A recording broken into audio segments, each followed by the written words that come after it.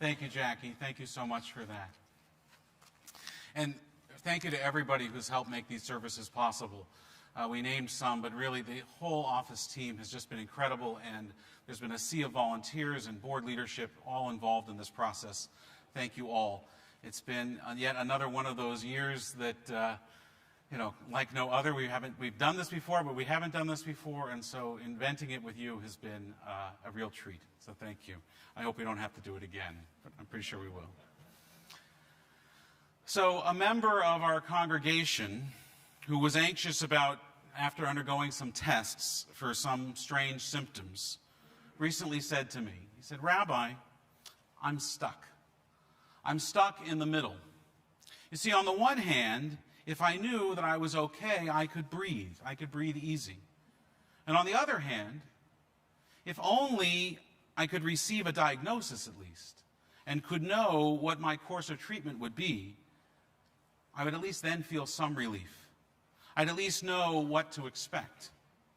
But not knowing anything, feeling powerless in the dark, that, Rabbi, that's the hardest part. During this past year like no other, not knowing, the uncertainty of it all, well, we all know what that has felt like. We all know what that person means when they say the not knowing is the hardest part, because it has been for us too. We are drawn to knowing, to being certain. It's a characteristic of our time, of the information age.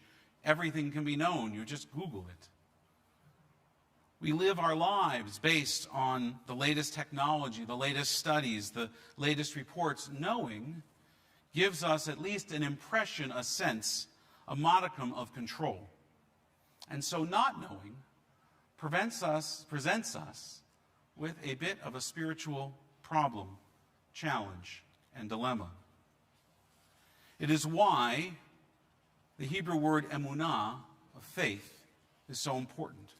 It's why it's so essential to living with uncertainty. Rabbi Arthur Lieveld, a well-known rabbi from the last century, he lived in Cleveland. I'm not sure why that's important.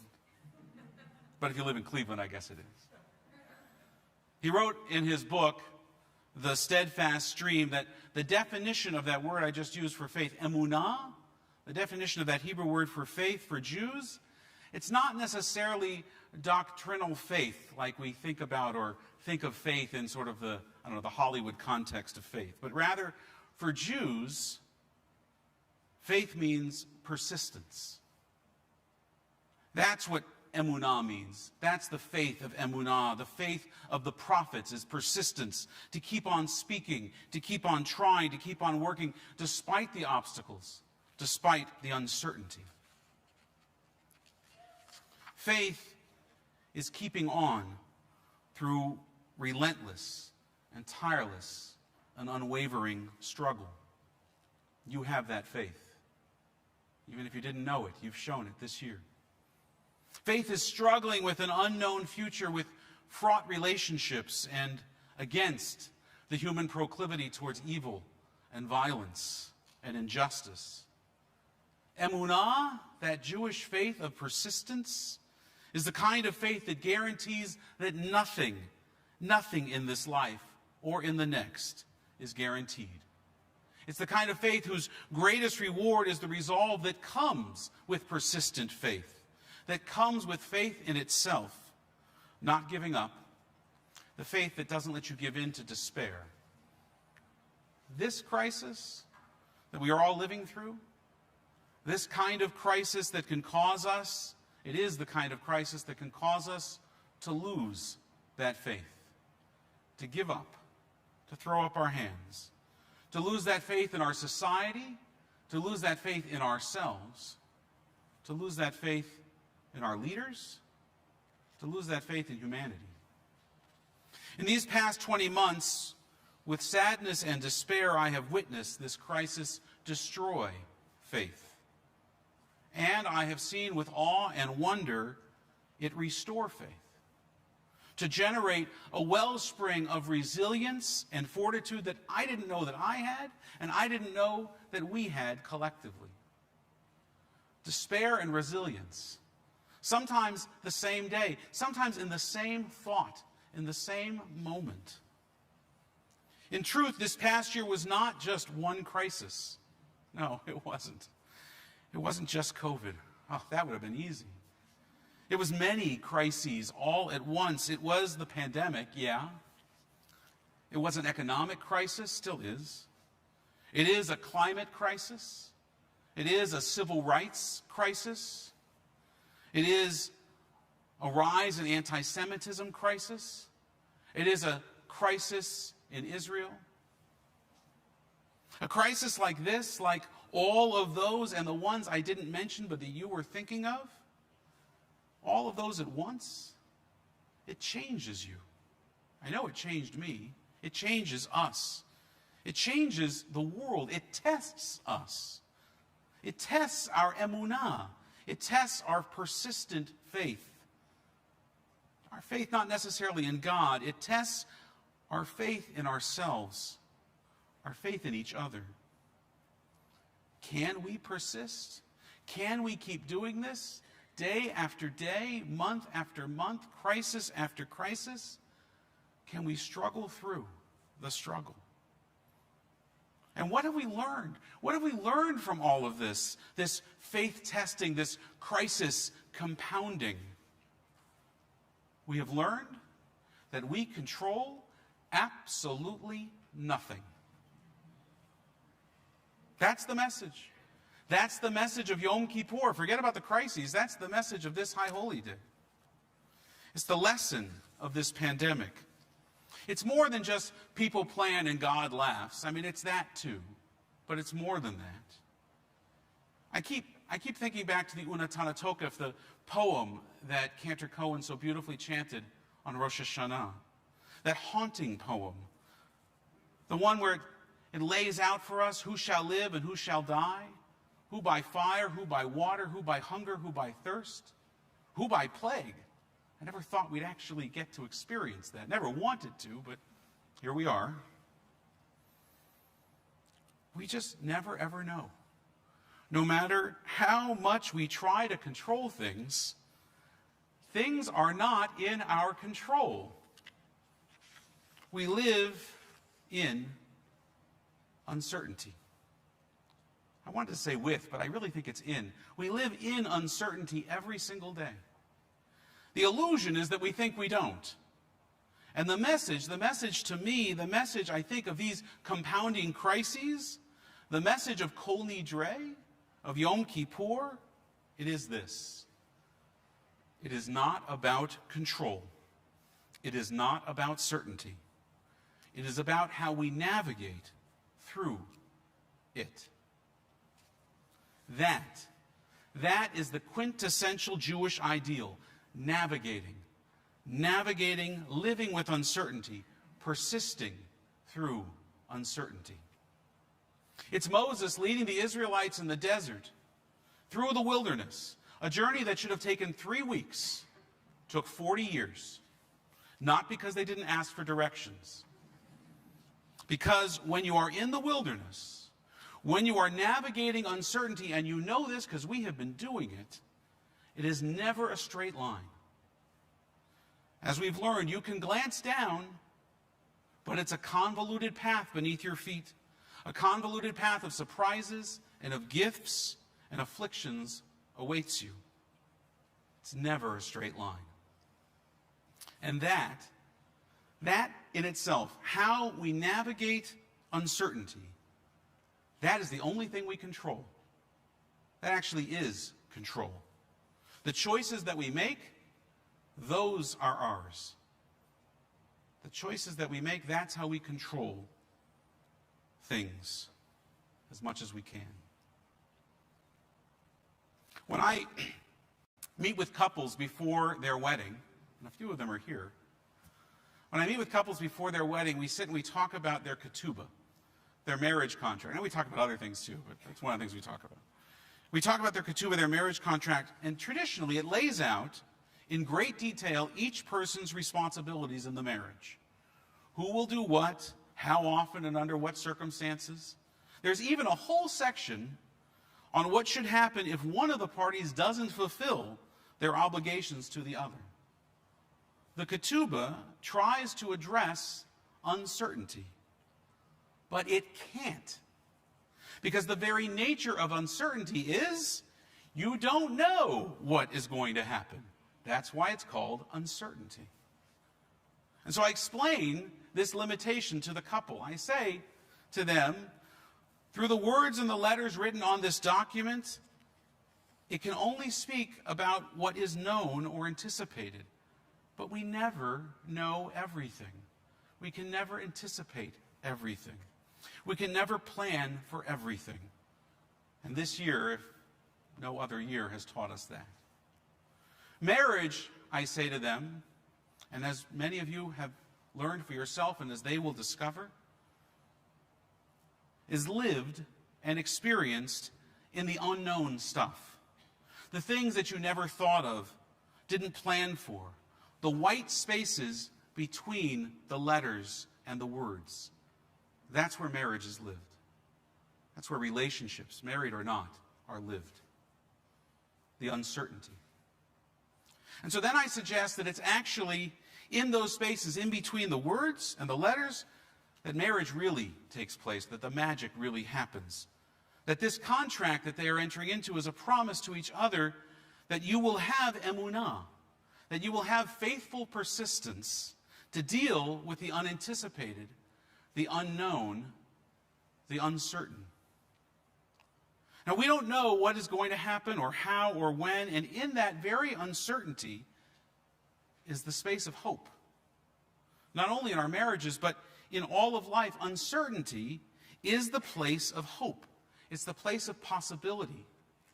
Uncertainty is even the place of opportunity. Author Rebecca Solnit writes, "When you recognize uncertainty, you recognize that you may be able to influence the outcomes you alone, or you in concert with a few dozen or a few million others, can bring about." If there is one thing that we can draw from where we are now, in the midst of all of these crises, and where we were last year at this time, which was home, not here, was watching on our cameras, some still are, and when it all began a year and a half ago, when we were all home, washing our fruits and vegetables and rubbing down our boxes of cereal and hoarding toilet paper. Talk about worried about uncertainty. It is that in times of uncertainty, when our world is changed beyond our control, we also have a chance not only to persist through it, we have a chance through how we respond to make things better. In fact, the greatest changes for good throughout history have come on the heels of and often the result of the greatest calamities throughout history. But we cannot do this alone because we don't have all the answers. As the new year comes and as we look around at an uncertain present and an unpredictable future, we may feel, as I feel, daunted by the scale of the task that humanity faces. Take any one of those crises, it's daunting. Take them all together, it's overwhelming. Those numbers of overlapping problems can feel absolutely suffocating, stifling, paralyzing. And so where do we start? Where do we turn? Because we've got to do something. We have endured so much, which speaks to our strength, it speaks to our resilience, it speaks to our emunah. It speaks to our persistence, our persistent faith. Yom Kippur, the start of the new year, it is a time to glean wisdom from our challenges in order to understand who we are in the communal narrative of this moment and how together, we navigate our way out of this wilderness of uncertainty. And so again, as I did on Erev Rosh Hashanah, I want to invite you to take part in an initiative that we're doing. It's called Sholom Bamidbar. It means together in the wilderness. But this is not a program. We do lots of programs that's in there. This is not a program. This is a gift. This is a gift we're going to give each other. because it's what we need. To bridge those white spaces and the gaps between the letters and the words and what we know and what we don't know. That which we've never even imagined that we'd encounter. A gift to give us a way to navigate uncertainty. So sign up for one of the dozens of group sessions that we're holding via Zoom beginning this weekend. And consider the questions that we're going to ask in each of those groups. That we're going to ask you to reflect on and share with each other. What challenges have you faced over this past year? What helped you get through this year? What have you learned, or what are you learning about yourself that you want to carry forward?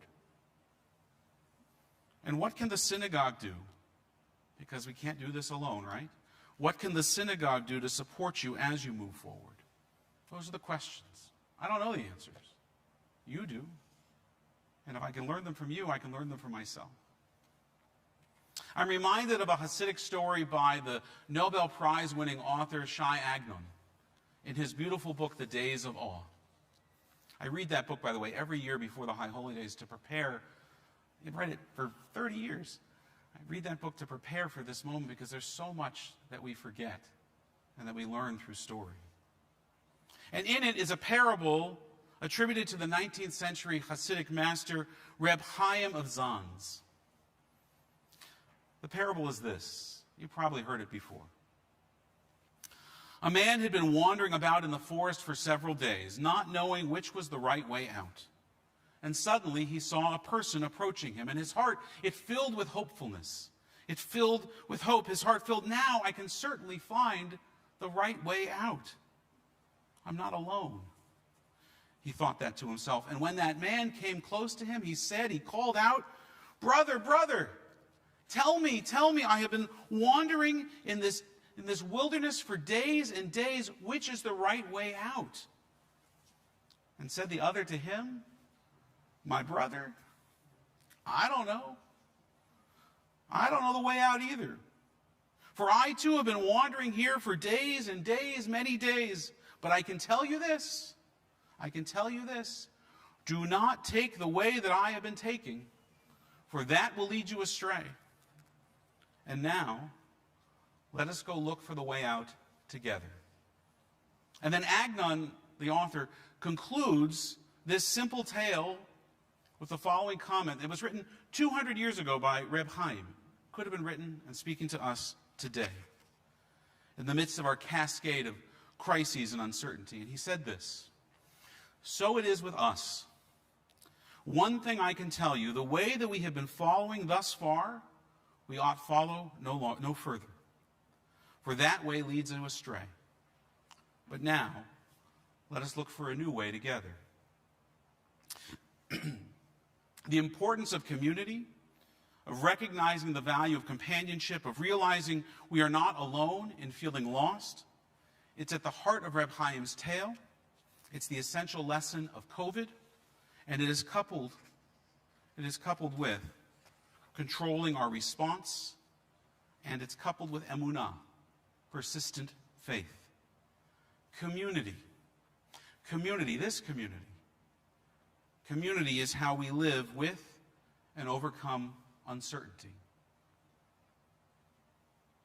We can learn from each other. We can help each other.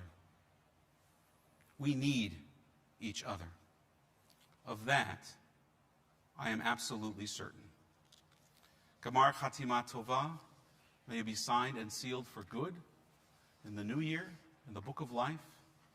May you have not only an easy, but a meaningful and reflective fast. Gamar Tov.